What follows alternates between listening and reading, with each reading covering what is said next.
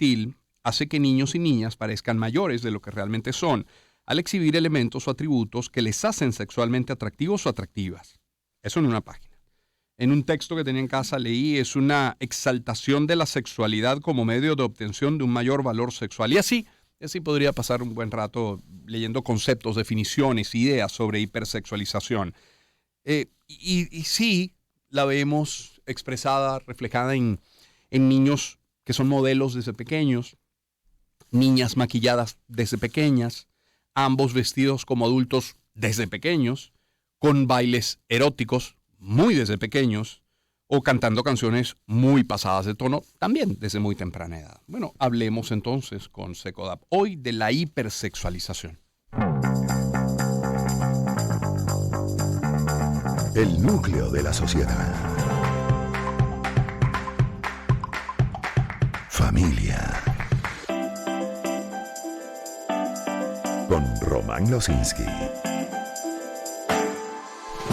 Y hoy recibiendo con mucho gusto a Yania Horta Barroso, psicólogo del Servicio de Atención Psicológica Crecer Sin Violencia de Secodap. Muy buen día, ¿cómo está? ¿Cómo le va?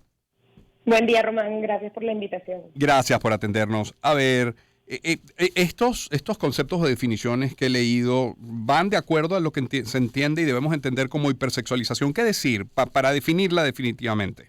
Valga la redundancia. Sí, tal cual lo que tú estás comentando es cuando justamente a los niños o niñas se les exalta solamente haciendo énfasis en sus atributos físicos, a su imagen corporal, sobre todo enfocado al tema de la sexualización, ¿no?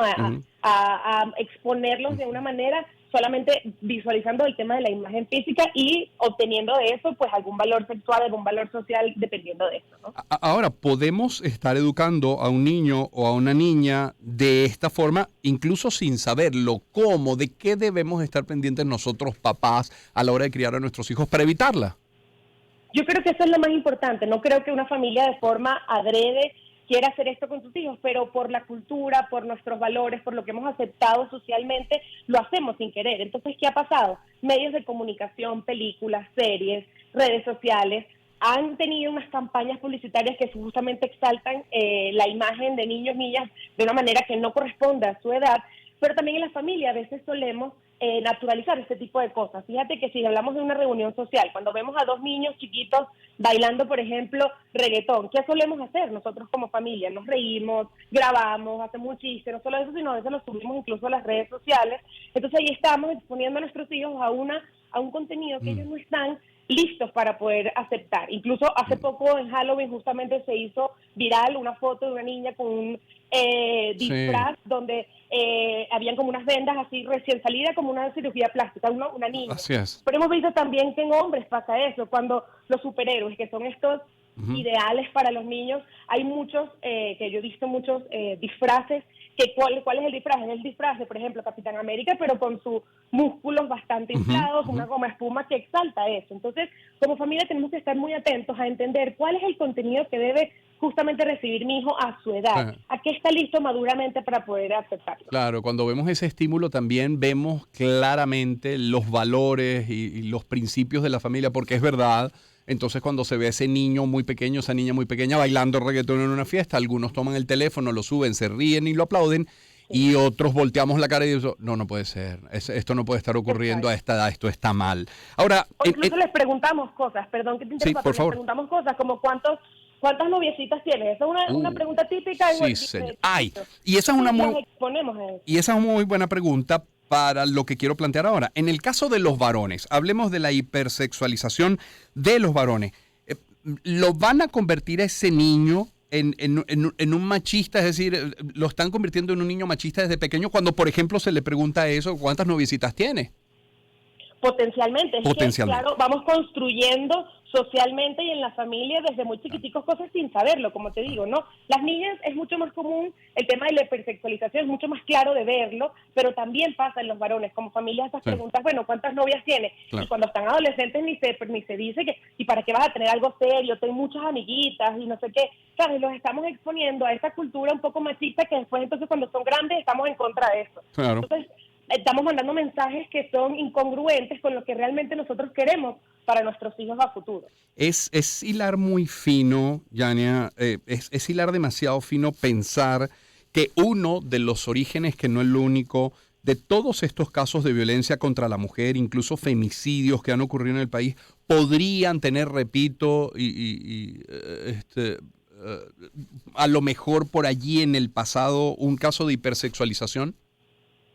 Sí, claro que sí, es una de las razones que pueden ser evidentes, porque fíjate que cuando yo expongo a mi hijo a conductas que son relacionadas con la sexualidad a las cuales él no está listo, estoy incluso impulsándolo a la aproximación violenta de la sexualidad, una aproximación que no es real, que no es lo que buscamos según nuestros valores familiares, y estamos entonces mostrándoles un canon de belleza, un canon de relacionarse con el otro muy violento. Es decir, si yo espero que una niña se vea de esta manera, incluso la impulso a que esa es la manera de poder verse, a la larga estoy exaltando sus valores solamente físicos. Entonces, ¿qué estoy construyendo en mi hija o en mi hijo? Probablemente una baja autoestima, probablemente una exaltación, una batalla constante con su imagen corporal, y a la larga entonces es un caldo ejecutivo para poder desarrollar alguna relación basada en la violencia. Claro, y lo quiero aclarar y por eso lo condicioné.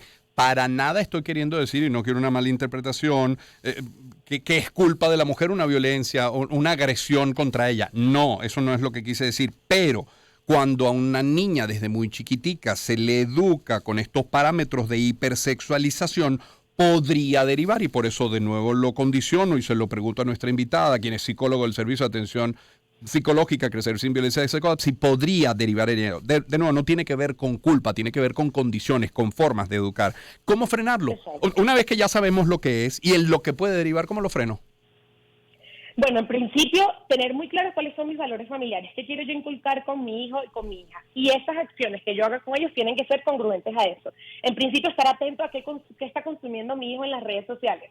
Hay muchos controles parentales que podemos estar atentos. Eso. Hay niños y niñas y adolescentes con acceso a las redes sociales, que además es un mundo de información gigante. Yo como padre tengo que estar atento a qué está consumiendo mi hija o mi hijo, y estar atento también a que con base a ese consumo o incluso los comentarios que le pueden llegar en el colegio, a lo mejor no es él mismo que lo está buscando, pero viene alguien en el colegio y le comenta algo. Entonces, ¿cuál es el objetivo como padre? Yo estar ahí atento para aclarar cualquier duda que pueda tener. Sobre todo porque se crean un montón de mitos en torno al tema de la sexualidad, que mi hijo empieza como a idealizarlos, la imagen, lo idealiza. Entonces yo como padre, ¿qué tengo que estar pendiente? De poder aterrizar eso. ¿Cómo puedo cómo puedo generar conversaciones en casa con base a una película, con base a una imagen, con base a alguna noticia? Conversaciones en casa relacionadas al tema de la sexualidad para poder aclarar y desmitificar un poco todo este tema, ¿no? Estar atentos también a cómo lo he visto, qué música consume, los comentarios incluso que puedan haber en la familia. A lo mejor yo como padre estoy clarísimo de que yo no le voy a estar preguntando a mi hijo nada en tema con novios ni nada, pero como yo como familia yo puedo incluso limitar a abuelos, tíos que puedan hacer ese tipo de comentarios, porque no es lo que mi hijo necesita. A veces también desde chiquitos besamos a nuestros hijos en la boca. Por ejemplo, ese simple hecho, no solo por el tema de que estamos transmitiendo probablemente alguna bacteria o de salud, sino que también estamos desde chiquitos instaurando una manera de relacionarse con mamá que no es la que va a ser a largo plazo y no es la que es la más adecuada. Entonces hay que estar como atentos en las familias, las acciones que hacemos diariamente con nuestros hijos. Coincido. A ver, ¿reciben, Yania, en el servicio de atención psicológica de SECODAP, reciben consultas, llamadas, preguntas sobre hipersexualización o que tengan que ver con este tema? Sí, constantemente, sobre todo cuando sale alguna noticia de algo alguna imagen, algo que haya salido como viral en las redes sociales. Nos preguntan muchísimo en temas de entrevistas, pero también padres muy interesados en conocer cómo poder ayudar a sus hijos en temas de sexualidad, cómo formarse para poder ayudarlos, acompañarlos en ese camino, porque saben muy bien que a lo mejor, un psicólogo puede ayudar en algún tema en específico o si requieren una atención más especializada, pero diariamente en casa los padres pueden perfectamente tener herramientas para acompañar a sus hijos y orientarlos en todo este tema de la sexualidad. Pero la hipersexualización infantil está a la vuelta de la esquina. Todo el tiempo tenemos muchos pacientes que probablemente están expuestos a este tipo de contenidos y nos toca un poco aterrizarlos. Claro, y esos temas, sexo, alcohol, drogas en general, es mejor tratarlos en casa, porque si no la información la van a conseguir quizás no de la mejor manera y no por la mejor vía. Gracias, Yania. No, a ti por la invitación. Muchísimas gracias por tocar esto tan importante. Feliz día. Muchísimas gracias. Yania Horta Barroso, psicóloga del Servicio de Atención Psicológica Crecer sin Violencia de SECODAP. Son las